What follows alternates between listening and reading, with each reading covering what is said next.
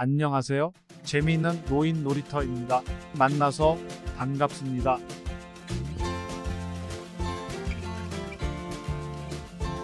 도산의 말씀, 죽더라도 거짓이 없어라. 농담으로라도 거짓말을 말하라. 꿈에라도 성실을 잃었거든 통회하라. 나 하나를 건전한 인격으로 만드는 것이 우리 민족을 건전하게 하는 유일한 길이다. 우리 중에 인물이 없는 인물이 되려고 마음 먹고 힘쓰는 사람이 없는 까닭이다. 인물이 없다고 한탄하는 그 사람 자신이 왜 인물될 공부를 아니하는가. 나는 사람을 가리켜 개조하는 동물이라고 하오. 거짓말을 잘하는 습관을 가진 그 입을 개조하여 참된 말만 하도록 합시다. 글 보기 싫어하는 그 눈을 개조하여 책 보기를 즐겨하도록 합시다. 게으른 습관을 가진 그 사지를 개조하여 활발하고 부지런한 사지를 만듭시다.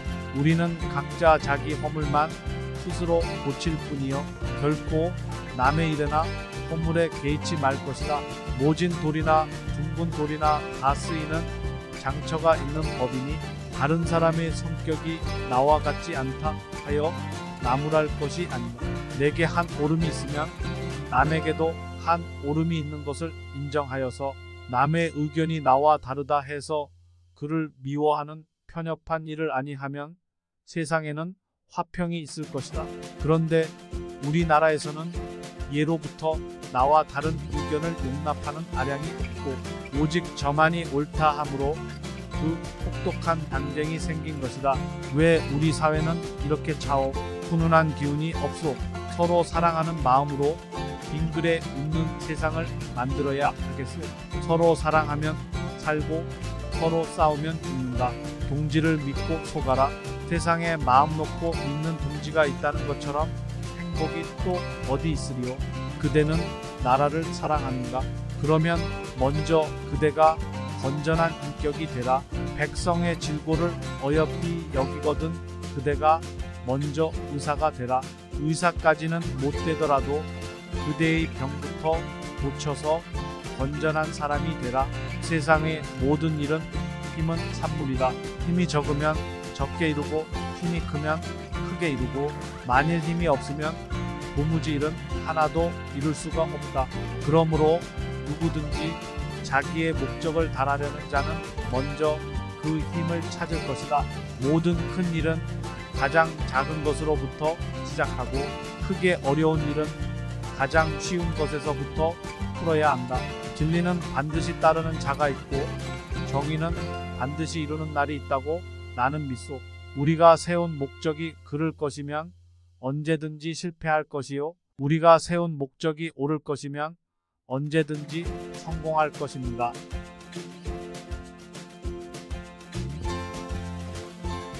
고맙습니다.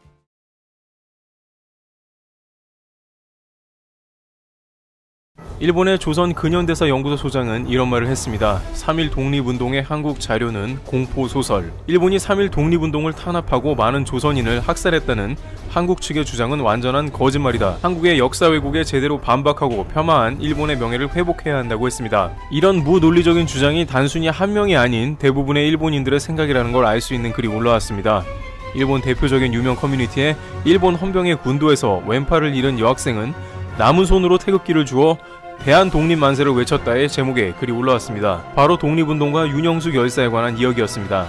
윤영숙 열사에 관해 이야기하자면 남도의 유관순, 잊혀진 독립운동가로도 잘 알려져 있고 그 당시 광주 수피아여 학교에 재학 중이던 학생이었습니다. 3월 만세운동에는 숭실학교생, 기독교인, 농민, 수피아 여학교 학생 등 1천여 명이 참석을 하였으며 그 중에서도 선두에 있던 윤영숙 열사는 독립선언문을 낭독하며 대한독립 만세를 외쳤습니다. 일본 헌병들은 총을 쏘며 해산 명령을 하였지만 윤영숙 열사는 굴복하지 않았습니다. 그때 일본 헌병이 칼을 휘두르며 그녀에게 돌진하였고 그 순간 태극기를 휘날리던 그녀의 왼쪽 팔을 잃게 되었습니다. 그녀는 왼쪽 팔이 사라져 순간 정신을 잃기도 했지만 다시 오른팔로 태극기를 집어 더욱더 맹렬하게 대한독립 만세를 외쳤습니다. 체포된 그녀는 일본 경찰에 너를 조정한 배우가 누구냐, 너의 이름은 무엇이냐 라는 신문에 나는 보다시피 피 흘리는 윤혈려다 라는 답을 하였으며 옥사리에 오른쪽 시력마저 잃었던 대한민국을 위해 헌신한 독립운동가입니다. 하지만 윤영숙 열사의 이야기에 일본 커뮤니티 댓글 반응은 왜 노예를 탈출했어? 형편없는 허구. 또 이야기를 만드네. 판타지가 시작된다. 그 헌병은 조선이었겠지. 팔 잘려도 죽지 않다니 행운의 소유자구나 라며 누가 봐도 역사인식이 제대로 자리잡지 않은 터무니없는 말들을 하는 모습뿐이었습니다.